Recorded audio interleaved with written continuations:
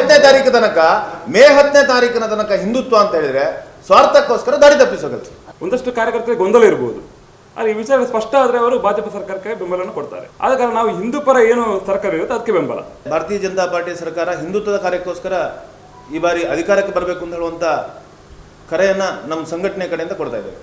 ಏನೋ ಮುಸಲ್ಮಾನರಿಗೆ 4% extra reservation ಮೀಸಲಾತಿ ಇತ್ತ, ಅದನ್ನು ವಾಪಸ್ ಮಾಡುವಂಥ ಒಂದು ಅಭೂತಪೂರ್ವವಾಗಿರ್ತಕ್ಕಂಥ ಒಂದು ದಿಟ್ಟ ನಿರ್ಧಾರ ತಗೊಂಡಿದೆ ಸರ್ಕಾರ.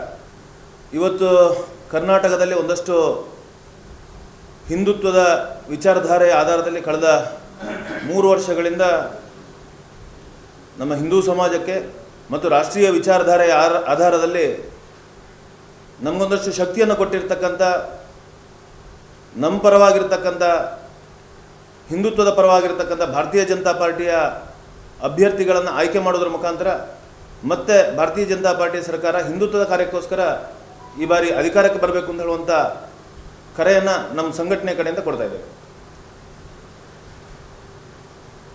ಈ ರಾಜ್ಯದಲ್ಲಿ ಮತಾಂತರ ನಿಷೇಧ ಕಾನೂನನ್ನು ಜಾರಿಗೆ ತರುವುದರ ಮುಖಾಂತರ ಅಸಂಖ್ಯಾತ ಹಿಂದೂಗಳ ಭಾವನೆಗಳ ಪ್ರತೀಕ ಆಗಿರತಕ್ಕಂಥ ಗೋಮಾತೆಯನ್ನು ಹತ್ಯೆಯನ್ನು ಮಾಡ್ತಾ ಇದ್ದಾರೆ. ಆ ಗೋಹತ್ಯೆಯನ್ನು ನಿಲ್ಲಿಸಬೇಕು ಅಂತ ಹೇಳುವಂಥ ಆಗ್ರಹವನ್ನು ಮಾಡಿದಾಗ ಗೋಹತ್ಯೆ ನಿಷೇಧ ಕಾನೂನನ್ನು ಜಾರಿಗೆ ತರುವುದರ ಮುಖಾಂತರ ಕಳೆದ ಬಾರಿಯ ಕರ್ನಾಟಕ ಭಾಜಪ ಸರ್ಕಾರ ನಮ್ಮ ಹಿಂದೂಗಳ ನೋವುಗಳಿಗೆ ಒಂದಷ್ಟು ಸ್ಪಂದಿಸುವಂಥ ಕಾರ್ಯವನ್ನು ಮಾಡಿದೆ. ಬಜರಂಗಳ ಅನೇಕ ವರ್ಷಗಳಿಂದ ಯಾವ ರೀತಿ ಉತ್ತರದ ಅಯೋಧ್ಯೆಯಲ್ಲಿ ರಾಮ ಮಂದಿರಕ್ಕೋಸ್ಕರ ಹೋರಾಟ ಮಾಡಿದ್ದ, ಅದೇ ರೀತಿಯಲ್ಲಿ ದಕ್ಷಿಣದಲ್ಲಿ ದತ್ತಪೀಠದಲ್ಲಿ ಒಂದು ಅಭೂತಪೂರ್ವವಾಗಿರ್ತಕ್ಕಂಥ ನಮ್ಮ ಹಿಂದೂಗಳ ಭಾವನೆಗಳ ಮೇಲೆ, ಧಾರ್ಮಿಕ ಕೇಂದ್ರಗಳ ಮೇಲೆ ದಾಳಿಯಾಗಿರ್ತಕ್ಕಂಥ ಸಂದರ್ಭ, ದತ್ತಪೀಠವನ್ನು ಮತ್ತೆ ಹಿಂದೂಗಳಿಗೆ ಒಪ್ಪಿಸಬೇಕು ಅಂತ ಹೋರಾಟ ಮಾಡಿರ್ತಕ್ಕಂಥ ವಿಚಾರ ತಮಗೆಲ್ಲರಿಗೂ ತಿಳಿದಿರ್ತಕ್ಕಂಥದ್ದು. ಕಳೆದ ದತ್ತ ಜಯಂತಿಯ ಸಂದರ್ಭದಲ್ಲಿ ಕರ್ನಾಟಕ ಸರ್ಕಾರ ಆ ದತ್ತ ಜಯಂತಿಯನ್ನು ಆಚರಿಸಲಿಕ್ಕೆ ಮತ್ತು ಆ ದತ್ತಪೀಠದಲ್ಲಿ ಧಾರ್ಮಿಕ ದತ್ತಿ ಇಲಾಖೆಯ ಮುಖಾಂತರ ಅಲ್ಲೊಂದು ಸಮಿತಿಯನ್ನು, ವ್ಯವಸ್ಥಾಪನಾ ಸಮಿತಿಯನ್ನು ರಚಿಸಿ ತ್ರಿಕಾಲ ಪೂಜೆಗೆ ಅರ್ಚಕರನ್ನು ನೇಮಕ ಮಾಡೋದ್ರ ಮುಖಾಂತರ ನಮ್ಮ ಬಜರಂಗದಳದ ಹೋರಾಟಕ್ಕೆ ಸಹಕಾರವನ್ನು ನೀಡಿದೆ. ಮತ್ತು ಹಿಂದುತ್ವದ ಪರವಾಗಿರ್ತಕ್ಕಂಥ ಕೋರ್ಟಿನ ತೀರ್ಪೇನಿದೆ ಅದರ ಮುಖಾಂತರ ಇವತ್ತಲ್ಲಿ ಅರ್ಚಕರ ಮತ್ತು ವ್ಯವಸ್ಥಾಪನಾ ಸಮಿತಿಯ ನೇಮಕ ಆಗಿದೆ. ಅದನ್ನು ಸಹರ್ಷದಿಂದ ಸ್ವಾಗತಿಸ್ತಾ ಇವತ್ತಿನ ದಿನಗಳಲ್ಲಿ ಅದನ್ನು ಜನರಿಗೆ ನೆನಪು ಮಾಡುವಂಥ ವಿಚಾರವನ್ನು ಮಾಡ್ತಾ ಇದ್ದೇವೆ. ಇವತ್ತು ಈ ಸರ್ಕಾರದ ಕೊನೆಯ ಸಂದರ್ಭ, ಏನೋ ಮುಸಲ್ಮಾನರಿಗೆ 4% ಎಕ್ಸ್ಟ್ರಾ ರಿಸರ್ವೇಷನ್ ಮೀಸಲಾತಿ ಇತ್ತ, ಅದನ್ನು ವಾಪಸ್ ಮಾಡುವಂಥ ಒಂದು ಅಭೂತಪೂರ್ವವಾಗಿರ್ತಕ್ಕಂಥ ಒಂದು ದಿಟ್ಟ ನಿರ್ಧಾರ ತಗೊಂಡಿದೆ ಸರ್ಕಾರ. ಅದು ಅನೇಕ ವರ್ಷಗಳಿಂದ, ನಾನು ಯಾಕೆ ಯಾವುದೋ ಒಂದು ಮತ ಇದರ ಬಗ್ಗೆ ವ್ಯತ್ಯಾಸವನ್ನು ತರುವುದಕ್ಕಿಂತ ಬದಲು ಒಂದು ಮತವನ್ನು ತುಷ್ಟೀಕರಣ ಮಾಡ್ತಾ ಬಂದಿರತಕ್ಕಂಥ ಒಂದಷ್ಟು ವರ್ಷಗಳ ಹಿಂದಿನಿಂದ ಒಂದು ಮತವನ್ನು ತುಷ್ಟೀಕರಣ ಮಾಡ್ಕೊಂಡು ಬಂದಿರತಕ್ಕಂಥ ಸರ್ಕಾರಗಳೇನಿತ್ತ, ಅದರ ಬದಲಾಗಿ ಇವತ್ತು ಹಿಂದೂಗಳ ಜೊತೆ ನಾವಿದ್ದೇವೆ ಅಂತ ಹೇಳೋದನ್ನು ಮೊನ್ನೆ ಇಸ್ಲಾಮಿಕ್ ಏನು ರಿಸರ್ವೇಷನ್ ಮೀಸಲಾತಿಯನ್ನು ಮುಸಲ್ಮಾನ ಮತಕ್ಕೇನೋ ರಿಸರ್ವೇಷನ್ ಇತ್ತು, ಮೀಸಲಾತಿ ಇತ್ತು, ಎಕ್ಸ್ಟ್ರಾ 4% ಮೀಸಲಾತಿ ಇತ್ತು, ಅದನ್ನು ವಾಪಸ್ ತಗೊಳ್ಳುವಂಥ ಒಂದು ದಿಟ್ಟದ ಮತ್ತು ಮಹತ್ವದ ನಿರ್ಧಾರ ತಗೊಂಡಿದೆ. ಅದಕ್ಕೂ ನಾವು ಆ ಭಾಜಪದ ಸರ್ಕಾರಕ್ಕೆ ಅಭಿನಂದನೆ ಮಾಡ್ತಾ, ಆ ರೀತಿಯ ಸರ್ಕಾರ ಮತ್ತೆ 5 ವರ್ಷ ಕರ್ನಾಟಕದಲ್ಲಿ ಅಧಿಕಾರಕ್ಕೆ ಬರಬೇಕು. ಅದಕ್ಕೋಸ್ಕರ ಆ ಅಧಿಕಾರಕ್ಕೆ ಬರಬೇಕಾದ್ರೆ, ಬಹುಮತದ ಸರ್ಕಾರ ಅಧಿಕಾರಕ್ಕೆ ಬರಬೇಕಾದ್ರೆ ಪುತ್ತೂರಲ್ಲೂ ಮತ್ತು ಎಲ್ಲ ಕರ್ನಾಟಕದ ಭಾಗಗಳಲ್ಲೂ ಹಿಂದೂಗಳು ಆ ಭಾಜಪ ಪರವಾಗಿರ್ತಕ್ಕಂಥ, ಹಿಂದುತ್ವದ ಪರವಾಗಿರ್ತಕ್ಕಂಥ ಸರ್ಕಾರಕ್ಕೆ ಅಧಿಕಾರಕ್ಕೆ ಬರಲಿಕ್ಕೆ ಬೆಂಬಲವನ್ನು ನೀಡಬೇಕು. ಮತ್ತು ಪುತ್ತೂರಿನಲ್ಲಿ ಇವತ್ತು ಭಾಜಪದ ಅಭ್ಯರ್ಥಿಯರಿದ್ದಾರೆ, ಅವರನ್ನು ಗೆಲ್ಲಿಸುವಂಥ ಒಂದು ಮಹತ್ವದ ದಿಟ್ಟ ನಿಲುವನ್ನು ಈ ಭಾಗದ ಮತದಾರರು, ಹಿಂದೂ ಶಕ್ತಿಗಳು, ಯುವ ಶಕ್ತಿಗಳು ತಗೊಳ್ಬೇಕು ಅಂತ ಹೇಳುವಂಥ ವಿನಂತಿಯನ್ನು ಈ ಸಂದರ್ಭದಲ್ಲಿ ಮಾಡ್ತಾ ಇದ್ದಾರೆ. ಇನ್ನೂ ಅನೇಕ ಕಾರಣಗಳಿದೆ. ಈ ದೇಶದ ಕೇಂದ್ರ ಸರ್ಕಾರ 10 ವರ್ಷಗಳಿಂದ, ಸುಮಾರು 9 ವರ್ಷಗಳಿಂದ ನಮಗೆಲ್ಲರಿಗೂ ಗೊತ್ತಿದೆ, ಒಂದು ಜಗತ್ತಿನಲ್ಲಿ ಬದಲಾವಣೆಯ ಪರ್ವವನ್ನು ಕಂಡಿದ್ರೆ ಅದು ನರೇಂದ್ರ ಮೋದಿ ಅವರ ನೇತೃತ್ವದ ಸರ್ಕಾರ ಇವತ್ತು ಮಾಡಿರ್ತಕ್ಕಂಥ ದಿಟ್ಟ ಹೆಜ್ಜೆಗಳು. ರಾಮ ಮಂದಿರದ ತೀರ್ಪು ಇರ್ಬೋದು, ರಾಮ ಮಂದಿರ ಇವತ್ತು ಕೆಲಸ ಕಾರ್ಯಗಳು ನಡೀತಾ ಇರ್ತಕ್ಕಂಥದ್ದು ಇರ್ಬೋದು, ಕಾಶ್ಮೀರದಲ್ಲಿ 370 ಆರ್ಟಿಕಲ್ ವಾಪಸ್ ತಗೊಳ್ಳುವಂಥ ಒಂದು ತಾಕತ್ತಿನ ಶಕ್ತಿ, ಒಂದು ನಿರ್ಧಾರ ಇರ್ಬೋದು. ಇವತ್ತು ಕಾಶ್ಮೀರದಲ್ಲಿ ನಮ್ಮ ಶಾರದಾಂಬೆಯನ್ನು, ಏನೋ ಕಾಶ್ಮೀರ ಪುರವಾಸಿನಿ ಶಾರದೆ ಅಂತ ಕರಿತಾ ಇದ್ರ, ಆ ಶಾರದಾಂಬೆಯನ್ನು ಕಟ್ಟ ಕಡೆಯ ಗಡಿ ಭಾಗದಲ್ಲಿ ಇವತ್ತು ಮತ್ತೆ ಪ್ರತಿಷ್ಠೆ ಮಾಡುವುದರ ಮುಖಾಂತರ ಕಾಶ್ಮೀರದಿಂದ ಕನ್ಯಾಕುಮಾರಿಯ ತನಕ ಅದು ಏಕತೆ ಮತ್ತು ಹಿಂದುತ್ವ ಅಂತ ಹೇಳೋದನ್ನು ಇವತ್ತು ಮಾಡಿರ್ತಕ್ಕಂಥ ಒಂದು ಕೇಂದ್ರದ ಸರ್ಕಾರ ಏನಿದೆ, ತ್ರಿವಳಿ ತಲಾಖನ್ನು ನಿಷೇಧ ಮಾಡೋದ್ರ ಮುಖಾಂತರ ಮತ್ತು ಇವತ್ತು CA NRC ಅನ್ನು ಜಾರಿಗೆ ತರುವಂಥ ವ್ಯವಸ್ಥೆಯನ್ನು ರೂಪುಗೊಳಿಸುವುದರ ಮುಖಾಂತರ ಈ ದೇಶ ಮತ್ತೆ ಬದಲಾವಣೆಯನ್ನು ಕಾಣಲಿಕ್ಕಿದೆ. ಇಲ್ಲಿ ಎಲ್ರಿಗೂ ಸಮಾನವಾಗಿರ್ತಕ್ಕಂಥ ಹಕ್ಕಿದೆ ಅಂತ ಹೇಳೋದನ್ನು ತೋರಿಸುವಂಥ ಕೆಲಸವನ್ನು ಏನು ಮಾಡಿದೆ. ಅದರ ಕಟ್ಟಕಡೆಯ ಕೆಲಸ ಸಮಾನ ನಾಗರಿಕ ಸಂಹಿತೆಯನ್ನು ಜಾರಿಗೆ ತರುವಂಥದ್ದು. ಆ ಸಮಾನ ನಾಗರಿಕ ಸಂಹಿತೆ ಇವತ್ತೇನಾದರೂ ದೇಶದಲ್ಲಿ ಜಾರಿಗೆ ಬರುವಂಥ ಸಂದರ್ಭ ಕರ್ನಾಟಕದಲ್ಲಿ ಭಾಜಪ ಪರವಾಗಿರ್ತಕ್ಕಂಥ ಸರ್ಕಾರ ಇಲ್ಲದೆ ಹೋದರೆ ನಮ್ಮ ಹಿಂದೂ ಸಮಾಜಕ್ಕೆ ಅನ್ಯಾಯ ಆಗಬಹುದು. ಮತ್ತು ನಮ್ಮ ರಾಮ ಮಂದಿರ ಇವತ್ತು 2024 ಇಸುವಿಯಲ್ಲಿ ಏನೋ ನಿರ್ಮಾಣ ಆಗಿ ಅಲ್ಲಿ ರಾಮಲಲ್ಲನ ಪ್ರತಿಷ್ಠೆ ಆಗತ್ತೆ. ಅಂತಹ ಸಂದರ್ಭದಲ್ಲಿ ಕೇವಲ ರಾಮ ಮಂದಿರ ನಿರ್ಮಾಣ ಆಗೋದು ಮಾತ್ರ ನಮ್ಮ ಗುರಿ ಅಲ್ಲ, ರಾಮರಾಜ್ಯ ನಮ್ಮ ಗುರಿ. ಆ ದೃಷ್ಟಿಯಿಂದ ಎಲ್ಲ ಹಿಂದೂ ಸಮಾಜ, ಯುವ ಶಕ್ತಿ ವಿಶೇಷವಾಗಿ ಇವತ್ತು ಹಿಂದೂಗಳ ಪರವಾಗಿರ್ತಕ್ಕಂಥ ಪಕ್ಷವನ್ನು ಪುತ್ತೂರಿನಲ್ಲೂ ಬೆಂಬಲಿಸಬೇಕು, ಕರ್ನಾಟಕದಲ್ಲೂ ನಮ್ಮ ಪರವಾಗಿರ್ತಕ್ಕಂಥ ಸರ್ಕಾರ ಬರಬೇಕು ಅಂತ ಹೇಳುವಂಥ ವಿನಂತಿ ಮತ್ತು ಆಗ್ರಹವನ್ನು ಈ ಸಂದರ್ಭದಲ್ಲಿ ಮಾಡ್ತಾ ಇದ್ದೇವೆ. ಪುತ್ತೂರಿನಲ್ಲಿ ಕೂಡ ಹಿಂದುತ್ವದ ಧ್ವನಿಯಾಗಿ ಕ್ಷೇತ್ರ ಅವರ ಸ್ಪರ್ಧೆಯಲ್ಲಿ ನಿಮ್ಮ ಅಭಿಪ್ರಾಯ? ನಾವು ಅನೇಕ ವರ್ಷಗಳಿಂದ ಒಂದು ಸಂಘಟನೆಯ ಚೌಕಟ್ಟಿನಲ್ಲಿ ಕೆಲಸ ಮಾಡ್ಕೊಂಡು ಬಂದಿರತಕ್ಕಂಥದ್ದು. ನಾನು ಆಗಲೇ ಹೇಳಿದೆ, ರಾಮ ಮಂದಿರ ಹೋರಾಟ ಇರ್ಬೋದು, ಗೋಹತ್ಯೆ ನಿಷೇಧ ಕಾನೂನು ಜಾರಿಗೆ ಬರಬೇಕು ಅಂತ ಹೇಳುವಂಥ ಆಗ್ರಹಗಳಿರ್ಬೋದು, ಇದೆಲ್ಲವೂ ನಡೆದಿರ್ತಕ್ಕಂಥ ಒಂದು ಸಂಘಟನೆಯ ಹೋರಾಟದ ಮುಖಾಂತರ, ಯಾರೋ ಒಬ್ಬ ವ್ಯಕ್ತಿಯ ಹೋರಾಟದ ಮುಖಾಂತರ ಅಲ್ಲ.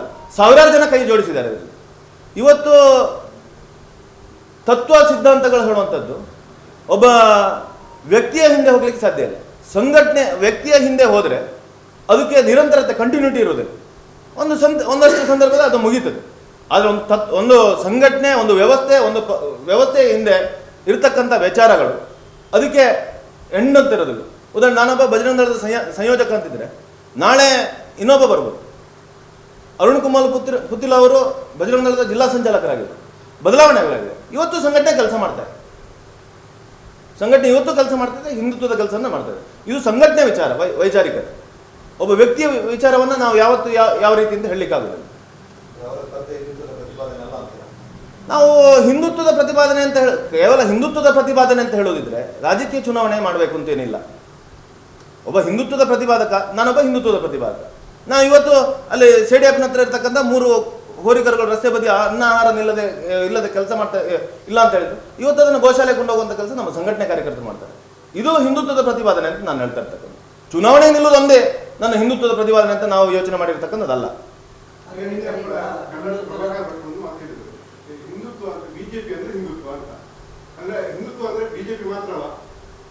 ಬಿಜೆಪಿ ಅಂದ್ರೆ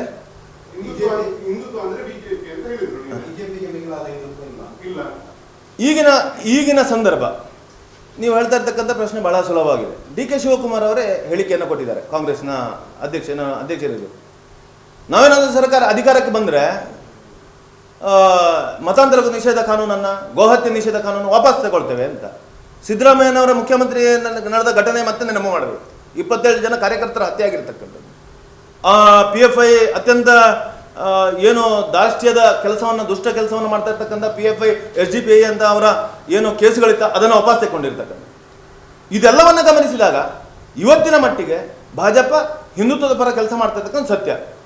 ಎಷ್ಟು 100 ಮಾಡಿದೆ ನಮ್ಗೆ ಗೊತ್ತಿಲ್ಲ. ಆದರೆ ಇವತ್ತು ದೇಶದಲ್ಲಿ ಹಿಂದುತ್ವದ ಪರ ಕೆಲಸ ಮಾಡ್ತಾ ಇರ್ತಕ್ಕಂಥ ಏಕೈಕ ಪಕ್ಷ ಭಾಜಪ, ಸತ್ಯ.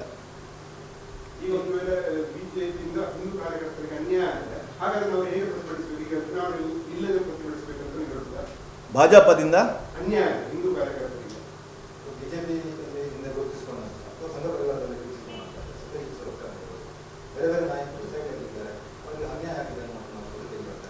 ನೋಡಿ, ನಾನು ಆಗಲೇ ಹೇಳಿದೆ, ಸಂಘ ನಮಗೆ ಭಗವದ್ಧ್ವಜವನ್ನು ಗುರು ಅಂತ ಸ್ವೀಕಾರ ಮಾಡಿರ್ತಕ್ಕಂಥ ಅದರ ಅಡಿಯಲ್ಲಿ ನಾವೆಲ್ಲರೂ ನಮಸ್ತೆ ಸದಾವಾಸಲೆ ಅಂತ ಹೇಳಿ ಆ ರೀತಿಯ ಒಂದು ವಿಚಾರಧಾರೆಯಲ್ಲಿ ಬೆಳೆದುಕೊಂಡು ಬಂದಿರ್ತಕ್ಕಂಥ ನಾವು. ಆದರೆ ಯಾರೋ ಒಬ್ಬ ಹೇಳ್ತಾನೆ ಸುಮ್ಮನೆ ಕೂತ್ಕೊಳ್ಬೇಕು ಅಂತಲ್ಲ. ನಾನು ಹೇಳಿದ್ದು ತಪ್ಪು ಅಂತಾದರೆ ತಪ್ಪು ಅಂತ ಹೇಳಲಿಕ್ಕೆ ಏನೋ ಅಡ್ಡಿ ಇಲ್ಲ. ಆದರೆ ನಾವು ಹೇಳಿದ ತಪ್ಪನ್ನು ಎಲ್ಲಿ ಸರಿಪಡಿಸಬೇಕು? ರಸ್ತೆಯಲ್ಲೇ ಅಲ್ಲ. ಒಂದು. ಎರಡನೇದು, ಒಬ್ಬ ವ್ಯಕ್ತಿಗೆ ತಾನು ಒಬ್ಬ ನಾಯಕ ಅಂತ ಅನಿಸಿದಾಗ ನಾನು ನನ್ನತನವನ್ನು ಮರೆಯುವಂಥ ಅಥವಾ ನನ್ನ ಹಿಂದಿನ ವಿಚಾರಧಾರೆಯನ್ನು, ನನ್ನ ಹಿಂದೆ ಬಂದಿರತಕ್ಕಂಥ ನಾನೊಬ್ಬ ಇವತ್ತು ಈ ಮಟ್ಟಕ್ಕೆ ಬೆಳಿಬೇಕಾದ್ರೆ ನನ್ನ ಹಿಂದೆ ಸಂಘಟನೆ ಇದೆ ಅಂತ ಹೇಳೋದು ಮರೆಯುವಂಥ ಸಂದರ್ಭಗಳು ಬರ್ಬೋದು. ಅದರ ಪರಿಣಾಮಗಳು ಇವತ್ತು ಒಂದಷ್ಟು ದೇಶದಲ್ಲಿ, ಇಲ್ಲಿ ಅಂತಲ್ಲ, ದೇಶದಲ್ಲಿ ದೊಡ್ಡ ದೊಡ್ಡ ನಾಯಕರುಗಳು ಇವತ್ತು ಸಂಘಟನೆಯನ್ನು ಬಿಟ್ಟು ಬೇರೆ ಹೊರಗಡೆ ಇರ್ತಕ್ಕಂಥದ್ದು ನಾವು ಕಂಡಿದ್ದೇವೆ. ಯಾವುದೋ ವ್ಯಕ್ತಿಗತ ವಿಚಾರವನ್ನು ತಗೊಳ್ಬೇಕು ಅಂತಿಲ್ಲ. ನಾನು ಹೇಳ್ತಾ ಇರ್ತಕ್ಕಂಥದ್ದು ಸಂಘಟನೆ ಕೆಲಸ, ಹಿಂದುತ್ವದ ಕೆಲಸ ಮಾಡಬೇಕಾದ್ರೆ ಸಂಘಟನೆಯಲ್ಲೂ ಕೆಲಸ ಮಾಡ್ಬೋದು. ಸಂಘಟನೆಯಲ್ಲಿ ಕೆಲಸ ಮಾಡಿದ್ರೆ ಅದಕ್ಕೊಂದು ಶಕ್ತಿ ಇರುತ್ತೆ, ಅದಕ್ಕೊಂದು ಚೆನ್ನಾಗಿರ್ತಕ್ಕಂಥ ಒಂದು ವ್ಯವಸ್ಥೆ ಇರುತ್ತೆ. ಅದು ಬಿಟ್ಟು ನಾನು ಸಂಘಟನೆ ಹೊರಗಿದ್ದು ಕೆಲಸ ಮಾಡ್ತೇನೆ ಅಂತ ಹೇಳಿದ್ರೆ ಅದು ಚೆನ್ನಾಗಿರುವ ಅವಸ್ಥೆ ಅಲ್ಲ, ಒಂದು ವ್ಯವಸ್ಥೆ. ಯಾಕಂದ್ರೆ ನಾನು ಹೇಳಿದಾಗೆ ಇರಬೇಕು ಅಂತ ಹೇಳುವಂಥ ಒಂದು ವ್ಯವಸ್ಥೆಗಳು ನಿರ್ಮಾಣ ಆಗುತ್ತೆ. ಸಂಘಟನೆ ಒಳಗಡೆ ಈ ರೀತಿಯ ಒಂದು ವ್ಯವಸ್ಥೆ ಇದ್ರೆ ಅದು ಖಂಡಿತವಾಗಿ ಅದೊಂದು ಸಮಾಜಕ್ಕೆ ಪೂರಕವಾಗಿರ್ತಕ್ಕಂಥ ವಾತಾವರಣ ಆಗುತ್ತೆ. ಯಾಕಂದ್ರೆ ನನಗೆ ಅಹಂಗಳು ಬರೋದಿಲ್ಲ, ನನಗೆ ನನ್ನದೇ ಅಂತ ಹೇಳುವಂಥದ್ದು ವಿಚಾರಗಳು ಬರೋದಿಲ್ಲ. ಸಂಘಟನೆ ಒಳಗಡೆ ವ್ಯವಸ್ಥೆ ಆದಾಗ ಸಮಾಜಕ್ಕೆ ಯಾವ ರೀತಿ ಸ್ಪಂದನ ಮಾಡಬೇಕು, ಸಮಾಜಕ್ಕೆ ಪೂರಕವಾಗಿರ್ತಕ್ಕಂಥ ಕೆಲಸವನ್ನು ಯಾವ ರೀತಿ ಮಾಡಬೇಕು ಅಂತ ಹೇಳೋದನ್ನು ಯೋಚನೆ ಮಾಡುವಂಥ ಶಕ್ತಿಗಳು ಬೆಳೀತದೆ, ಮತ್ತು ಸಮಾಜವೂ ಅದಕ್ಕೆ ಸ್ಪಂದನೆ ಮಾಡುತ್ತೆ. ಇವತ್ತು ಪುತ್ತೂರಿನಲ್ಲಿ ಅಶೋಕ್ ರೈ ಅವರು ಸ್ಪರ್ಧೆ ಮಾಡ್ತಾ ಇದ್ದಾರೆ ಕಾಂಗ್ರೆಸ್ಸಿನಿಂದ. ಇವತ್ತು ಅವರು ಒಂದಷ್ಟು ಧಾರ್ಮಿಕ ಕೆಲಸವನ್ನು ಮಾಡಿ ಇವತ್ತು ಕಾಂಗ್ರೆಸ್ಸಿಗೆ ಹೋಗಿದ್ದಾರೆ. ನಾಳೆ ನಾವು ಪ್ರಶ್ನೆ ಮಾಡ್ತಾ ಇದ್ದೇವೆ, ಇವತ್ತು ಅವರು ಬಿಜೆಪಿಗೆ ಪುತ್ತೂರು ಬಹುಶಃ ನೇರ ಎದುರಾಳಿ ಯಾರು ಅಂತ ಕೇಳಿದ್ರೆ ಕಾಂಗ್ರೆಸ್ನ ಅಶೋಕ್ ರೈ. ಅವರು ಯೋಚನೆ ಮಾಡಬೇಕಿತ್ತು. ನಮ್ಮ ಭಾಜಪ ಪಕ್ಷದಲ್ಲಿದ್ದರು, ಇವತ್ತು ಅವರು ನಾನು ಹಿಂದುತ್ವದ ಕೆಲಸ ಮಾಡ್ತೇನೆ ಅಂತ ಹೇಳಿದ್ರೆ ನಾವು ಸಪೋರ್ಟ್ ಮಾಡ್ಲಿಕ್ಕಾಗತ್ತೆ? ಅದು ಸಂಘ ನಾವು ಹೇಳ್ತಾವಂದ್ರೆ ನಾವು ವ್ಯಕ್ತಿತ್ವ ನಿರ್ಮಾಣ ಮಾಡ್ತೇವೆ, ನಾವು ರಾಷ್ಟ್ರಕ್ಕೆ ಉತ್ತಮ ಪ್ರಜೆಯನ್ನು ಕೊಡ್ತೇವೆ. ನಮ್ಮ ಸಂಘದಿಂದ ಶಿಕ್ಷಣ ಪಡೆದು ಹೋದ ವ್ಯಕ್ತಿ, ಸಂಸ್ಕಾರ ಪಡೆದು ಹೋದ ವ್ಯಕ್ತಿ, ಅವ ಜಗತ್ತಿನ ದೇಶದ ಯಾವ ಕ್ಷೇತ್ರದಲ್ಲಿದ್ರೂ ಅದರಿಂದ ದೇಶಕ್ಕೆ ಉಳಿತಾಗುತ್ತೆ ಅಂತ ಹೇಳ್ತಾರೆ. ಹಾಗಿರುವಾಗ ಒಬ್ಬ ಬುದ್ಧಿಲ, ಒಬ್ಬ ಅಶೋಕ್ ರೈ ಸಂಘ ಶಿಕ್ಷಣ ಪಡೆದು ಬೇರೆ ಕ್ಷೇತ್ರದಲ್ಲಿ ಇದ್ರೆ ಅದು ಯಾಕೆ ತಪ್ಪು? ಅಲ್ಲ, ನಾನು ಹೇಳ್ತೇನೆ, ದೇಶಕ್ಕೆ ಹೇಗೆ ಅನ್ಯಾಯ ಆಗುತ್ತೆ?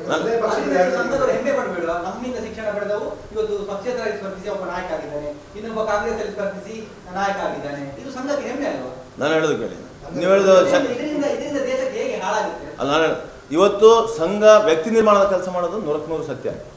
ಆ ವ್ಯಕ್ತಿ ನಿರ್ಮಾಣ ಮಾಡುವಂಥ ಕೆಲಸಗಳಲ್ಲಿ ಇವತ್ತು ದೇಶಕ್ಕೆ ಎಂತೆಂಥ ಕೊಡುಗೆಗಳನ್ನು ಕೊಟ್ಟಿದೆ. ಮೋದಿ ಅಂತ ಒಬ್ಬ ಸಮರ್ಥ ನಾಯಕ, ಒಬ್ಬ ಕುಟುಂಬ ಪರಿವಾರವನ್ನು ಬಿಟ್ಟಿರ್ತಕ್ಕಂಥ ಒಬ್ಬ ನಾಯಕನನ್ನು ಕೊಟ್ಟಿದೆ.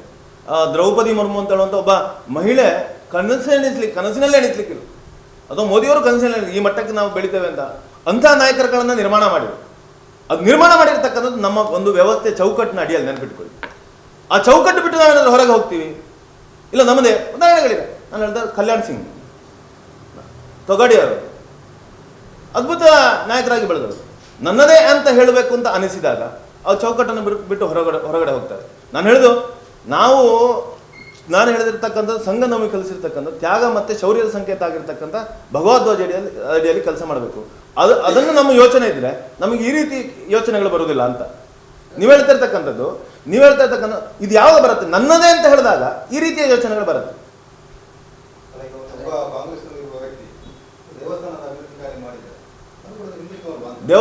ದೇವಸ್ಥಾನದ ಧಾರ್ಮಿಕ ಕೇಂದ್ರದ ಕೆಲಸವನ್ನು ಯಾರು ಬೇಕಾದ್ರೂ ಮಾಡ್ಬೋದು. ಕಾಂಗ್ರೆಸ್ನವರು ಮಾಡಬಾರ್ದು, JDSನವರು ಹಿಂದೂಗಳು ಯಾರು ಬೇಕಾದ್ರೂ ಮಾಡ್ಬೋದು. ಆದ್ರೆ ನಾನು ಹೇಳ್ತಾ ಇರ್ತಕ್ಕಂಥದ್ದು, ಇವತ್ತು ಅಶೋಕ್ ರೈ ಅವರು ಮೊನ್ನೆ ಯಾವುದೋ ಮಸೀದಿಗೆ ಹೋಗಿ ಪ್ರಾರ್ಥನೆ ಮಾಡ್ತಾರೆ. ನಾನು ವಿಡಿಯೋದಲ್ಲಿ ನೋಡಿದ್ದು, ನಾನು ನೋಡಲಿಲ್ಲ, ವಿಡಿಯೋದಲ್ಲಿ ನೋಡಿರ್ತಕ್ಕಂಥ. ಎಲ್ಲಿ ಮುಟ್ಟಿದೆ ಹಿಂದುತ್ವ?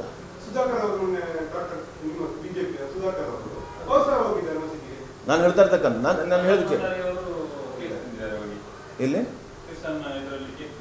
ನಾನು ಒಂದು ನಿಮಿಷ, ಪ್ರಾರ್ಥನೆ ಮಾಡುವಂಥದ್ದು ಬೇರೆ.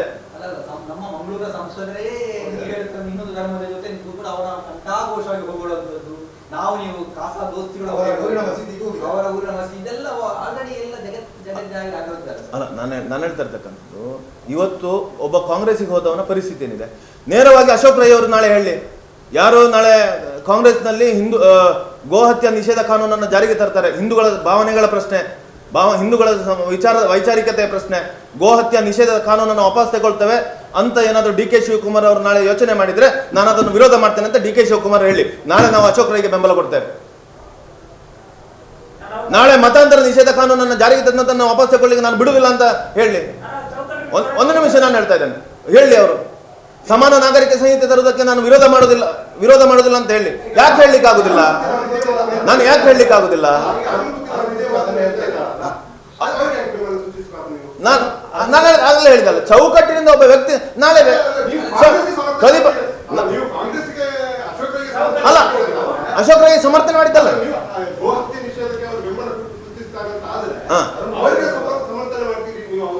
ಹೌದು,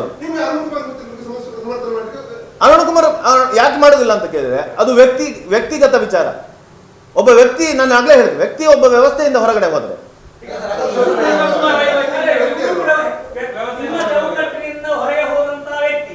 ನಮ್ಮ ಹೌದು, ಅವರೊಂದು ಪಕ್ಷದ ಪ್ರತಿನಿಧಿ. ಈಗ ಅವರೊಂದು ಒಂದು ನಿಮಿಷ, ಅವರು ಅಶೋಕ್ ರೈ ಅವರು ಒಂದು ಪಕ್ಷದ ಪ್ರತಿನಿಧಿ. ಹೌದು. ಹಿಂದುತ್ವಕ್ಕೋಸ್ಕರ ಈಗ ನಾಳೆ ಕಾಂಗ್ರೆಸ್ನವರಾಗ್ಲಿ ಯಾರೇ ಆಗಲಿ ಹಿಂದುತ್ವದ ವಿಷಯ ಇವರು ಹೇಳಿದ್ರು, ಹಿಂದುತ್ವ ಎಲ್ಲರಿಗೂ ನಾವೆಲ್ಲ ಹಿಂದೂಗಳನ್ನು ಒಪ್ಪುವಂತವ್ರು ಅಂತ. ಈಗ ಇವರು ಯಾರು DKಶಿ ಅವರು ಹೇಳಿದ್ರು, ಹಿಂದೂ ಅವರ ಸರ್ಕಾರ ಬಂದರೆ ಮತಾಂತರ ಕಾನೂನು, ಮತಾಂತರ ನಿಷೇಧ ಕಾನೂನು ಏನಿದೆ ಅದನ್ನು ಅವರು ವಾಪಸ್ ತಗೊಳ್ತಾರೆ, ರಿವರ್ಸ್ ಮಾಡ್ತೇವೆ ಅಂತ ಹೇಳಿದ್ದಾರೆ. ಅದನ್ನು ನಾವು ಒಪ್ಪುದಿಲ್ಲ.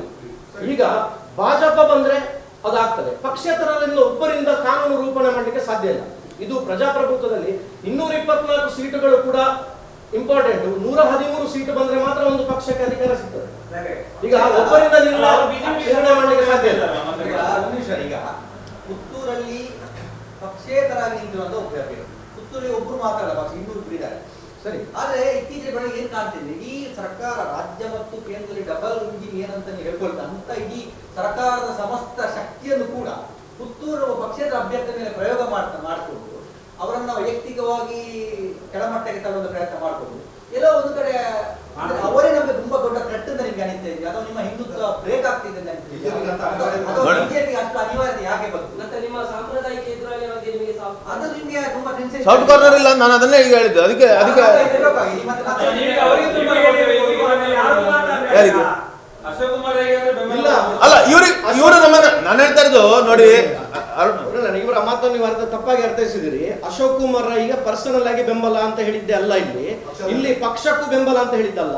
ಒಂದು ವೇಳೆ ಕಾಂಗ್ರೆಸ್ ಪಕ್ಷ ಈಗ ಏನು ಹೇಳಿದ್ದಾರೆ, ಅವರ ನಿಲುವು ಏನಿದೆ, ಅವರು ಅಧಿಕಾರಕ್ಕೆ ಬಂದ್ರೆ ಮತಾಂತರ ಕಾಯ್ದೆಯನ್ನ ರಿವರ್ಸ್ ಮಾಡ್ತೇವೆ, ಏನು ಇದಿದೆ ಏನು ಗೋಹತ್ಯೆ ನಿಷೇಧ ಕಾಯ್ದೆಯನ್ನು ರಿವರ್ಸ್ ಮಾಡ್ತೇವೆ ಅಂತ ಏನು ಹೇಳಿದ್ದಾರೆ.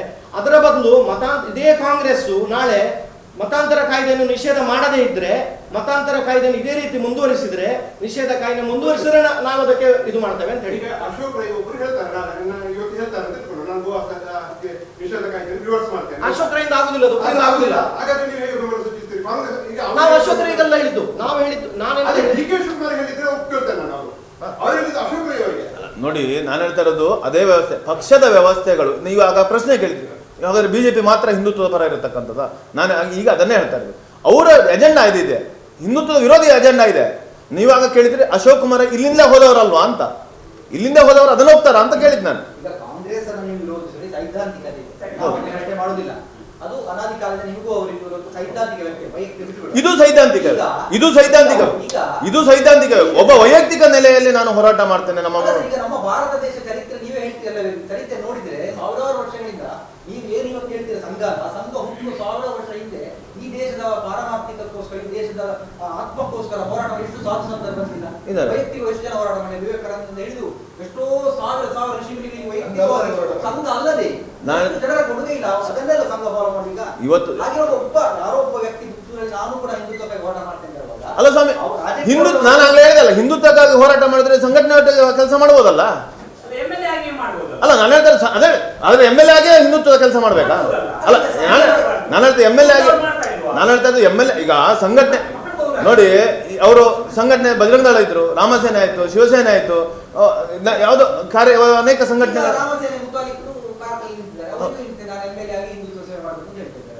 ಹೌದು, ನಾನು ಹೇಳ್ತಾ ಇರ್ತಕ್ಕಂಥದ್ದು ಒಂದು ಪಕ್ಷ ಅಂತ ಹೇಳುವಾಗ ಅದನ್ನು ಬಿರುಕು ಮಾಡುವಂತ ಕೆಲಸ ಮಾಡ್ಬೇಕಾ? ಈಗದ ಮಟ್ಟಿಗೆ ಬಿಜೆಪಿ ಮಾತ್ರ ಅಂತ, ಬಿಜೆಪಿ ಹಿಂದುತ್ವದ ಪರ ಇರ್ತಕ್ಕಂಥ ಪಕ್ಷ, ಹಿಂದೂಗಳಿಗೆ ನ್ಯಾಯ ಕೊಡಿಸಬಹುದು ಅಂತಿದೆ. ಈಗದ ಮಟ್ಟಿಗೆ ಬಿಜೆಪಿಗೆ ಮಾತ್ರ ಸಾಧ್ಯ. ನ್ಯಾಯ ಕೊಡಿಸುವ ಬಗ್ಗೆ ನೀವು ಹೇಳಿದ್ರಿ. 2022 ಮೇ ಒಂದು ಘಟನೆ ಕನ್ಯಾನದ ಕಣಿಯೂರಿನಲ್ಲಿ. ಅಲ್ಲಿ ಹಿಂದೂ ಯುವತಿಗೊಬ್ಬಳಿಗೆ ಲವ್ ಜಿಹಾದ್ ಅಂತ ಹೇಳಿ ನೀವು ಘಂಟಾಘೋಷವಾಗಿ ಹೇಳ್ತೀವಿ. ಆ ಯುವತಿಗೆ ಮನೆಯವರಿಗೆ ಇವತ್ತಿನವರೆಗೆ ಏನಾದರೂ ವ್ಯವಸ್ಥೆ ಮಾಡಿದ್ದೀರಾ? ಇಲ್ಲಿ ಪ್ರವೀಣ್ ನೆಟ್ಟಾರ್ಗೆ ಮನೆ ಆಗಿದೆ, 6 ತಿಂಗಳಲ್ಲಿ ಮಾಡಿದ್ದೀವಿ ಅಂತ ಹೇಳ್ಕೊಳ್ತೀವಿ. ನೀವು ಅಲ್ಲಿ 1 ವರ್ಷ ಕಳೀತಾ ಬಂದು ಆ ಮನೆಯವರಿಗೆ ಏನಾದ್ರು ನ್ಯಾಯ ಕೊಡಿಸುವಂತ ಕೆಲಸ ಮಾಡಿದ್ದೀರಾ? ನಿಶಾಂತ್ ಅವರೇ, ನಾವು ಇದನ್ನೇ ಹೇಳಿದ್ವಿ, ಪ್ರಚಾರ ತಗೊಳ್ಳುವಂತ ಕೆಲಸ ಮಾಡಲಿಲ್ಲ ಅಂತ ಹೇಳಿದ್ವಿ. ಬಂಟ್ವಾಳದ ಕನ್ಯಾನ ನಡೆದಿರ್ತಕ್ಕಂಥ ಆತ್ಮಿಕ ಆ ಘಟನೆಗೆ ನಮ್ಮ ಸಂಘಟನೆ ಆರಂಭದಿಂದ ಹೋರಾಟವನ್ನ, ಅವಳಿಗೆ ಮನೆಗೆ ಆ ಒಂದು ಇದರ ವಿರುದ್ಧ, ಅದು ಸಂಶಯಾಸ್ಪದ ಸಾವು ಮತ್ತು ಅದರ ವಿರುದ್ಧ ಹೋರಾಟ ಮಾಡಿರ್ತಕ್ಕಂಥ ನಮ್ಮ ಸಂಘಟನೆ, ನಮ್ಮ ಎರಡು ಜಾಗರಣ ಮತ್ತು ಬಜರಂಗಳ ಸಂಘಟನೆ ವಿಶ್ವ ಹಿಂದೂ ಪರಿಷತ್ ನೇತೃತ್ವದಲ್ಲೇ ಆ ಹೋರಾಟಗಳಾಗಿರ್ತಕ್ಕಂಥ ಪ್ರತಿಭಟನೆಗಳಾಯಿತು. ಅದರ ನಂತರ ಆಗ ರಾಜೇಶ್ ನಾಯ್ಕ ಅವರು ಬಂಟ್ವಾಳ ಕ್ಷೇತ್ರ ಬರುತ್ತೆ, ಬಂಟ್ವಾಳ ಕ್ಷೇತ್ರದ MLA ಆಗಿದೆ. ಅವ್ರು ಹೇಳಿದ್ರು, ನಾವು ಅವರಿಗೆ ಮನೆ ನಿರ್ಮಾಣ ಮಾಡಲಿಕ್ಕೆ ನೀವು ಏನಾದರೂ ಅವರಿಗೆ ಎಲ್ಲಿ ಚೆನ್ನಾಗಿರೋ ಜಾಗ ಅಂದರೆ ಅವ್ರ ಬಾಡಿಗೆ ಮನೆಯಲ್ಲಿದ್ದು ಆ ದೃಷ್ಟಿಯಿಂದ ವ್ಯವಸ್ಥೆ ಮಾಡಿ ನಾವು ಅವರಿಗೆ ಆರ್ಥಿಕ ಸಹಾಯ ಮಾಡ್ತೇವೆ ಅಂತ.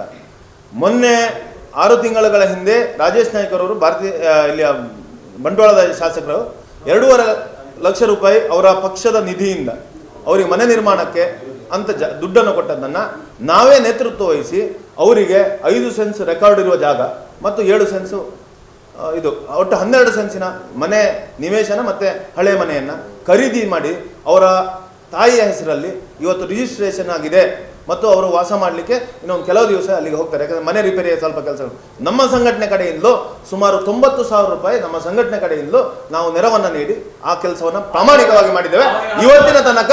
ಇವತ್ತಿನ ತನಕ ಮಾತ್ರ ಅಲ್ಲ, ಆ ಮನೆ ನಿರ್ಮಾಣ ಆಗಿ ಅವರಲ್ಲಿ ಕೂತ್ಕೊಳ್ಳುವ ತನಕ ನಮ್ಮ ಸಂಘಟನೆ 10 ಲಕ್ಷ ಕೊಡಿಸ್ತೀವಿ ನಾವು ಸರ್ಕಾರದಿಂದ ಅಂತ ಹೇಳಿ ನೀವು ಅಲ್ಲಿ ಘೋಷಣೆಯನ್ನ ಮಾಡಿದ್ವಿ ಕನ್ಯಾನ ಜಂಕ್ಷನ್ ಅಲ್ಲಿ. ಆ ಘೋಷಣೆ ಕೊಡಿಸಬೇಕು ಅಂತ ಆಗ್ರಹ ಮಾಡಿದ್ವಿ ನಾವು. ಅಲ್ಲ, ಅದನ್ನ ನಿಮ್ಮ ಸರ್ಕಾರ ಡಬಲ್ ಇಂಜಿನ್ ಸರ್ಕಾರ ಯಾಕೆ ಕೊಡಿಸಲಿಲ್ಲ? ನೋಡಿ, ಈಗ ನೀವು ಹೇಳಿದ್ದು ಆತ್ಮಿಕ ಆ ಘಟನೆಗೆ ನಾವು ಇವತ್ತಿನ ತನಕ ಕೈ ಬಿಡ್ಲಿಲ್ಲ. ನೀವು ಅವ್ರ ಹತ್ರ ಕೇಳಿ, ಅವರ ತಂದೆ ಅವರ ತಂದೆ ಮೊನ್ನೆ ಬಂದು ಇಲ್ಲಿ ಪ್ರೆಸ್ ಮೀಟ್ ಮಾಡ್ತಾರೆ, ನಮಗೆ ಏನು ಸಿಗಲಿಲ್ಲ ಅಂತ ಹೇಳಿ. ಜಾಗ ಬಿಟ್ಟು ಬೇರೆ ಏನು ಸಿಗಲಿಲ್ಲ ಅಂತ ಪ್ರತಿಭಟನೆ ಮಾಡಿದ್ರು, ಕಾಲ್ನಡಿಗೆ ಯಾತ್ರೆ ಮಾಡಿದ್ರು. ನಿಮ್ಮ ಬಗ್ಗೆ ಮತ್ತು ರಾಜೇಶ್ ನಾಯ್ಕ ಬಗ್ಗೆ ತುಂಬಾ ಒಳ್ಳೆಯ ಅಭಿಪ್ರಾಯ ವ್ಯಕ್ತಪಡಿಸಿಲ್ಲ ಅಂತ. ಆದ್ರೆ ಅವರ ಅಟ್ಯಾಕ್ ಇದ್ದದ್ದು ಮಠದ್ದು ಭರವಸೆ ಕೊಟ್ಟಿದ್ರು. ಅಲ್ಲ, ಮಠ ಒಂದು ನಿಮಿಷ, ಅದು ಯಾಕಂದ್ರೆ ಆಗಿನ ಶಾಸಕರು ಅವ್ರದ್ದು ಕ್ಷೇತ್ರ ಪುತ್ತೂರು ಬಂಟ್ವಾಳ, ಅವರ ಏರಿಯಾ ಬಂಟ್ವಾಳ. ಈಗ ಮನೆ ಇರ್ತಕ್ಕಂಥ ಕನ್ಯಾನೋ ಬಂಟ್ವಾಳ, ನಿಮಗೆ ಗೊತ್ತಿದೆ ಸುಮ್ಮನೆ. ಈಗ ಅವ್ರಿಗೆ ಮನೆ ಮಾಡಿ ಕೊಟ್ಟದ್ದು ಕೊಲ್ನಾಡು ಗ್ರಾಮದಲ್ಲಿ. ಅಲ್ಲ, ಭರವಸೆ ಕೊಡುವಾಗ ಬಂಟ್ವಾಳ ಅಂತ ಗೊತ್ತಿರಲಿಲ್ಲ. ಇಲ್ಲ, ನನಗೇನು ಇವ್ರು ಭರವಸೆ. ನಾನು ಹೇಳಿದ್ದು, ನಾವು ರಾಜೇಶ್ ನಾಯ್ಕರ ಹತ್ರ ನೇರ ಮಾತುಕತೆ ಮಾಡಿದ್ವಿ ಸಂಜೆ ಒಟ್ಟಂದ್ರೆ. ಯಾಕಂದ್ರೆ ಅಲ್ಲೇ ಶಾಸಕರವರು ನಾವೆಲ್ಲ ಇದ್ದೇವೆ ಅಲ್ಲಿ.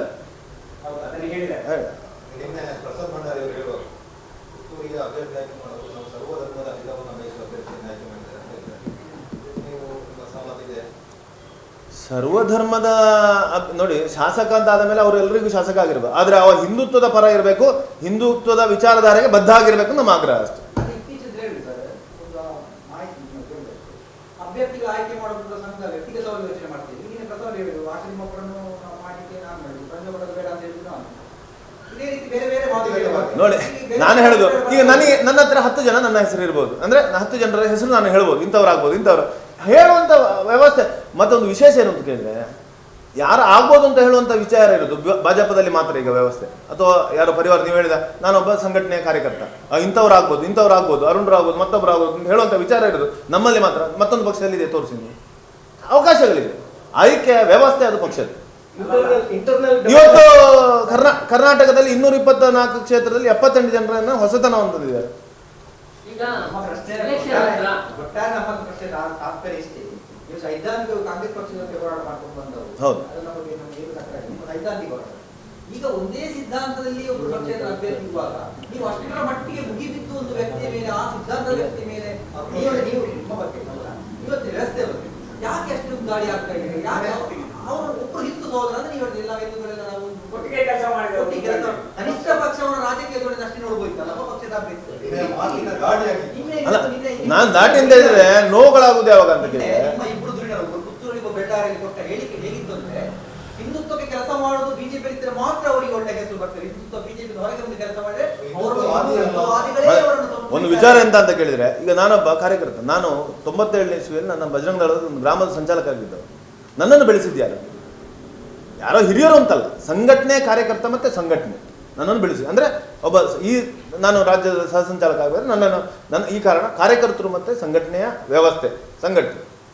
ನಾನು ಅದನ್ನು ಬಿಟ್ಟು ಒಮ್ಮೆಲೆ ಹೊರಗೆ ಹೋದ್ರೆ ಏನಾಗುತ್ತೆ? ನನ್ನನ್ನು ಬೆಳೆಸಿದ್ದೇನೆ, ಇವನು ಬೆಳಿಬೇಕು, ಇವನು ಬೆಳೆದು ಸಂಘಟನೆ ಕೆಲಸ ಮಾಡಬೇಕು ಅಂತ. ಹೌದಾನೆ? ಪಕ್ಷದ ವಿಚಾರ ಅಲ್ಲ, ನಾನು ಹೇಳ್ತಾ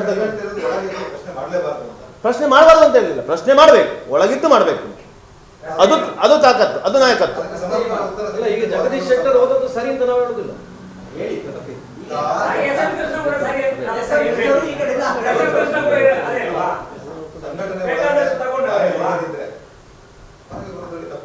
ಸಂಘಟನೆ ಒಳಗೆ ನ್ಯಾಯ ಸಿಗಿದ್ರೆ ಹೊರಗೆ ಬರೋದು ತಪ್ಪು. ಯಾಕೆಂತ ಕೇಳಿದ್ರೆ ಇದು ಪಕ್ಷ ಅಲ್ಲ, ಅವರು ಕೆಲಸ ಮಾಡಿದ್ದು ಪಕ್ಷದಲ್ಲಿ ಅಲ್ಲ. ಸಂಘಟನೆಯಲ್ಲಿ ಬಿಡದಿರೋ ಸಂಘಟನೆ ವೈಚಾರಿಕತೆಗೆ ವಿರುದ್ಧ ಆಗಿದ್ದಾರೆ ಇವತ್ತು. ಅಲ್ಲಲ್ಲ, ಸಂಘಟನೆ ವಿರುದ್ಧ ಅಂತ ಹೇಳಿದ್ರೆ ಇವತ್ತು ನಮ್ಮ ನಮ್ಮ ಪರಿವಾರ ಸಂಘಟನೆ ವಿರುದ್ಧ ತಾನೆ ಈಗ ಪಕ್ಷದ ಆಯ್ಕೆಯ ಮೇಲೆ ಮಾತ್ರ ಅವ್ರು ಹೇಳ್ತಾರೆ. ನಾನು ಹೇಳ್ತಾ ಇರೋದು ಅಲ್ಲ ಈಗ ಅಲ್ಲ, ನಾನು ಮೊದಲಿನ ಶಾಸಕರಿಗೆ ಟಿಕೆಟ್ ಕೊಟ್ಟಿದ್ರೆ ನಾವು ನಿಲ್ಲುದಿಲ್ಲ ಅಂತ ಹೇಳೋದನ್ನ ಎಲ್ಲೋ ಹೇಳಿದ್ದಾರೆ ಅವರು.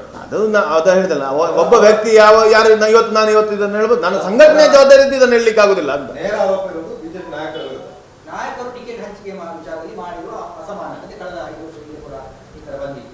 ಹೊರತು ಎಲ್ಲೂ ಕೂಡ ಅವರು ಮೋದಿ ವಿರುದ್ಧವಾಗಿ, ಅಮಿತ್ ಶಾ ವಿರುದ್ಧವಾಗಿ, ಭಾಜಪ ಸಂಘ ಪರಿವಾರದ ಅಲ್ಲ, ನೀವೀಗ ಮೋದಿ ಅಮಿತ್ ಶಾ ಸುದ್ದಿ ತೆಗೆದ್ರೆ ಅವರು ಮಾತಾಡಿಸಿದ್ರೆ ಅವರು ಮಾತಾಡುವಂತ ಹಂತದಲ್ಲಿ ಇಲ್ಲ.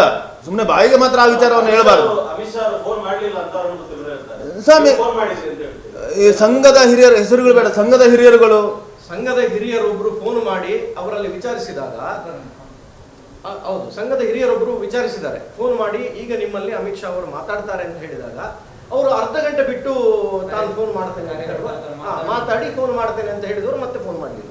ಇದ ವಿಷಯ. ಅಮಿತ್ ಶಾ ಅವರು ಫೋನ್ ಮಾಡಿದ್ದಲ್ಲ, ಸಂಘದ ಹಿರಿಯರು ಮಾತಾಡಿಸ್ಲಿಕ್ಕೆ ಹೊರಟು. ಎಲೆಕ್ಷನ್ ಆದ ನಂತರ ಅನಂತ ಚಿಲ್ಲರ ಇದೇನಂತ ಫ್ಯೂಚರ್ ಏನಾದ್ರು ಅದು ಅವ್ರ ಹತ್ರ ಕೇಳಬೇಕು ಸರ್.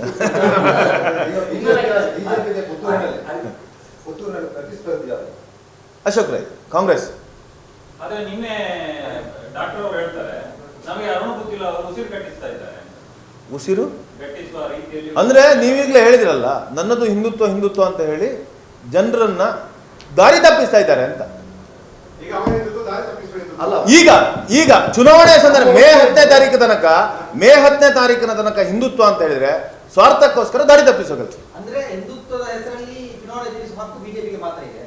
ಹಿಂದುತ್ವದ ಹೆಸರಿನಲ್ಲಿ ಈಗ ನಾನು ಆಗ್ಲೇ ಹೇಳಿದೆ, ಅದೇ ಹಿಂದುತ್ವ ಈಗ ಪ್ರೆಸೆಂಟ್, ನಾನು ಹೇಳಿದ ಪ್ರೆಸೆಂಟ್ ಈ ಸಿಚುವೇಶನ್ಗಳಲ್ಲಿ ಹಿಂದುತ್ವದ ಸಂಘಟನಾತ್ಮಕವಾಗಿ ನಾನು ಇದಕ್ಕೆ ಹೇಳುವುದೇನಂತ ಹೇಳಿದ್ರೆ, ಹಿಂದುತ್ವದ ಕಾನೂನನ್ನ ರೂಪಿಸಲಿಕ್ಕೆ ಇರುವ ಶಕ್ತಿ ಈಗ ಕರ್ನಾಟಕದಲ್ಲಿ ಬಿಜೆಪಿಗೆ ಮಾತ್ರ. ಹಿಂದುತ್ವದ ಆಧಾರದಲ್ಲಿ ಅಟ್ ಪ್ರೆಸೆಂಟ್ ಹಿಂದುತ್ವಕ್ಕೆ ಪೂರಕವಾದ ಶಾಸನ ಯಾವುದೇ ಕಾನೂನು ಮಾಡಬೇಕಿದ್ರೆ ಅದನ್ನ ಬಿಜೆಪಿಗೆ ಮಾತ್ರ ಸಾಧ್ಯ. ಈಗ ಹಿಂದುತ್ವಕ್ಕೋಸ್ಕರ ಪುತ್ತೂರಿನಲ್ಲಿ ಅನೇಕ ಕನಸುಗಳು ಇರ್ಬೋದು. ಅಜಿತ್ ರೈ ಹೊಸಮನೆ ಅವರು ಅವರ ಕನಸುಗಳಿಗೆ ಸಾಕಾಗಲಿಕ್ಕೆ ಅವ್ರು ನಮ್ಮೊಟ್ಟಿಗೆ ಇದ್ದಿದ್ರೆ ಅವರಿಗೆ ಅದನ್ನು ಮಾಡ್ಬೋದಿತ್ತು. ಅಲ್ಲಲ್ಲ, ಒಬ್ಬರಿಂದ ಮಾಡ್ಲಿಕ್ಕೆ ಸಾಧ್ಯ ಉಂಟಾ? ಒಂದು ನಿಮಿಷ. ಅಜಿತ್ ರೈ ಹೊಸಮನೆ ಮತ್ತು ಜಾಗರಣ ವೇದಿಕೆಯವರು ಪುತ್ತೂರು ಅವರ ನಾಮಿನೇಷನ್ ಏನು ಮೆರವಣಿಗೆ ಆಯಿತು, ಅದರಲ್ಲಿ ಜಾಗರಣ ವೇದಿಕೆಯ ಫ್ಲಾಗ್ ಹಾರಿದೆ. ಇವತ್ತು ನೀವು ಪತ್ರಿಕಾಗೋಷ್ಠಿಯಲ್ಲಿ ಜೊತೆಯಾಗಿ ಕೂತ್ಕೊಂಡು ನಾವು ಭಾಜಪಕ್ಕೆ ಬೆಂಬಲ ಅಂತ ಹೇಳಿ, ಜಾಗರಣ ವೇದಿಕೆ ಫ್ಲಾಗ್ ಅಲ್ಲ, ಕೇಸರಿ ಫ್ಲಾಗ್. ಅಲ್ಲ ಜಾಗರಣ ವೇದಿಕೆ ಫ್ಲಾಗೇ ಹಾರಿದೆ, ಇದೆ ವಿಡಿಯೋ ಇದೆ. ಇದಕ್ಕೆ ಏನು ಆ ಜಾಗರಣ ವೇದಿಕೆ ಪುತ್ತೂರಿನೊಟ್ಟಿಗಿದೆಯಾ, ಇದು ಪರಿವಾರದೊಟ್ಟಿಗೆ ಇದೆಯಾ? ಜಾಗರಣ ವೇದಿಕೆ ಏನೋ 2-3 ವಿಚಾರಗಳಿಗೆ. ಒಂದು, ನಮ್ಮ ಪ್ರಧಾನ ಕಾರ್ಯದರ್ಶಿ ಕಾರ್ತಿಕ್ ಮೇರ್ಲ ಹತ್ಯೆಯಾದ ಸಂದರ್ಭ ಭಾಜಪ ಸರ್ಕಾರ ಅವರ ಮನೆಗೆ 5 ಲಕ್ಷ ವಿಶೇಷವಾಗಿ ಪರಿಹಾರವನ್ನು ಕೊಟ್ಟಿದೆ. ಒಂದು, ಪ್ರವೀಣ್ ನೆಟ್ಟಾರ್ ಹತ್ಯೆಯಾದ ಸಂದರ್ಭ ಅವರ ಮನೆಗೆ ಬೇಕಾದ ಎಲ್ಲ ವ್ಯವಸ್ಥೆಯನ್ನು ಮಾಡಿಕೊಟ್ಟಿದ್ದಾರೆ. ಇನ್ನು SDP ಅವರು ಹಿಂದೂ ವಿರೋಧಿ ಏನು ಕೃತ್ಯಗಳನ್ನು ಮಾಡ್ತಾ ಇದ್ರ, NIA ಮುಖಾಂತರ ಪೂರ್ತಿ ಅವರ ಹೆಡಮುರಿ ಕಟ್ಟುವಂಥ ಕೆಲಸ ಆಗಿದೆ, ಬ್ಯಾನ್ ಆಗಿದೆ. ಈ 3 ವಿಚಾರಗಳು ಭಾಜಪ ಸರ್ಕಾರ ಇದ್ದ ಕಾರಣ ಆಯಿತು. ಆದ ಕಾರಣ ನಾವು ಹಿಂದೂ ಪರ ಏನು ಸರ್ಕಾರ ಇರುತ್ತೆ ಅದಕ್ಕೆ ಬೆಂಬಲ. ಒಂದಷ್ಟು ಕಾರ್ಯಕರ್ತರಿಗೆ ಗೊಂದಲ ಇರ್ಬೋದು, ಆದರೆ ಈ ವಿಚಾರ ಸ್ಪಷ್ಟ ಆದರೆ ಅವರು ಭಾಜಪ ಸರ್ಕಾರಕ್ಕೆ ಬೆಂಬಲವನ್ನು ಕೊಡ್ತಾರೆ. ಜಾಗರಣ ವೇದಿಕೆ ನೇರ ಸಂಘದ ಈಗ ಪುತ್ತೂರಲ್ಲಿ ಪರಿವಾರ ಸಂಘ ಟಿಕೆಟ್ ಹಂಚಿಕೆ ಮಾಡೋ ಸಂದರ್ಭದಲ್ಲಿ 2 ಬಿಜೆಪಿಯ 2 ಮುಖಂಡರ ಹೆಸರುಗಳು ತೊಡಕಾಗ್ತದೆ. ಅಂದ್ರೆ ಪುತ್ತೂರಿನಲ್ಲಿ ಅವರ ಫೇವರ್ ಆಗಿರುವಂತ ವ್ಯಕ್ತಿಯನ್ನು ಗೆಲ್ಲಿಸಿಬೇಕಾಗಿ ಡಮ್ಮಿ ಕ್ಯಾಂಡಿಡೇಟ್ ಹಾಕ್ತಾರೆ. ಅದ್ರ ಬಗ್ಗೆ ನಿಮ್ಮ ನಾನು ಹೇಳಿದೆ, ಇಡೀ 224 ಕ್ಷೇತ್ರದಲ್ಲಿ ಒಂದಷ್ಟು ಯೋಚನೆ ಮಾಡಿ ಅಭ್ಯರ್ಥಿಗಳನ್ನ ನಿಲ್ಲಿಸಿದ್ದಾರೆ. ಇದು ಯಾರೋ ಒಬ್ಬ ನೀವು ಹೆಸರು ನಾವು ಯಾರೋ ಒಬ್ಬನಿಂದ ಟಿಕೆಟ್ ನಿರ್ಧಾರ ಆಗೋದಲ್ಲ. ಆದರೆ ಏನು ಮೋದಿ ಅಮಿತ್ ಶಾ ಹೆಸರನ್ನು ಹೇಳಿಕೊಂಡು ಇವತ್ತು ಚುನಾವಣೆಯಲ್ಲಿ ಸ್ಪರ್ಧೆ ಮಾಡ್ತಾ ಇದ್ದಾರೆ, ಅವ್ರಿಗೆ ಯೋಚನೆ ಮಾಡಬೇಕು. ಈ ನಿರ್ಧಾರದಲ್ಲಿ ಅವ್ರದ್ದು ಸಹಮತ ಇದೆ ಮತ್ತು ಅವರು ಇದರಲ್ಲಿ ಒಳಗೊಂಡಿದ್ದಾರೆ. 224ನೇ ಈ ಪುತ್ತೂರಿನ ಕ್ಷೇತ್ರದ ಅಭ್ಯರ್ಥಿ ಆಯ್ಕೆಯಲ್ಲೂ ಅವರು ಪಾಲ್ಗೊಂಡಿದ್ದಾರೆ ಅಂತ. ಆದ ಕಾರಣ ಸುಮ್ಮನೆ ಅಪಪ್ರಚಾರಗಳು ಎಷ್ಟು ಮಾಡ್ಬೋದು, ಈ ರೀತಿಯ ವಿಚಾರಗಳಲ್ಲ. ಯಾವುದೋ ಒಂದು ಮಹಿಳೆಗೂ ಸ್ಥಾನಮಾನವನ್ನು ಕೊಡಬೇಕು. ಇವತ್ತು ನಾನು ಹೇಳ್ತಾ ಇರ್ತಕ್ಕಂಥ ಎಷ್ಟಿದೆ, ಇವತ್ತು ಸರ್ಕಾರ ಎಷ್ಟು % ಮಹಿಳಾ ಮೀಸಲಾತಿ ಇರ್ಬೋದು, ಮಹಿಳೆಯರು ಇದರಲ್ಲಿ ವ್ಯವಸ್ಥೆಯಲ್ಲಿ ಇರಬೇಕು ಹೇಳುವಂಥ ದೃಷ್ಟಿಯಿಂದ ಈ ರೀತಿಯ ಬದಲಾವಣೆ ಆಗಿರ್ಬೋದು. ಯಾಕೆಂದರೆ ಇವತ್ತು ನಾನು ಯಾವತ್ತೂ ಹೇಳ್ತಾ ಇದ್ದೆ, ನಿರ್ಮಲಾ ಸೀತಾರಾಮನ್ರಂಥ, ಸುಷ್ಮಾ ಸ್ವರಾಜ್ರಂಥ ನಾಯಕರುಗಳು ಸೃಷ್ಟಿ ಆಗಬೇಕಾದ್ರೆ ಒಂದಷ್ಟು ತಾಯಂದಿರು ಅದರಲ್ಲಿ ಕೆಲಸ ಮಾಡಿದರು. ಆ ದೃಷ್ಟಿಯಿಂದ ಮತ್ತು ಪುತ್ತೂರಿನಲ್ಲಿ ತಾಯಂದಿರ ಮಹಿಳೆಯರ ಮತದಾರರ ಸಂಖ್ಯೆ ಹೆಚ್ಚಿದೆ. ಈ ದೃಷ್ಟಿಯಿಂದ ಯೋಚನೆ ಮಾಡಿದ್ದಾಗಿರ್ಬೋದು. ಬಿಜೆಪಿಯ ಹೊರಗಿರುವವರು ಅಪಪ್ರಚಾರ ಮಾಡಬಹುದು, ಬಿಜೆಪಿ ಅಪಪ್ರಚಾರ ಮಾಡಬಾರ್ದು ಅಂತ ಹೇಳೋದು.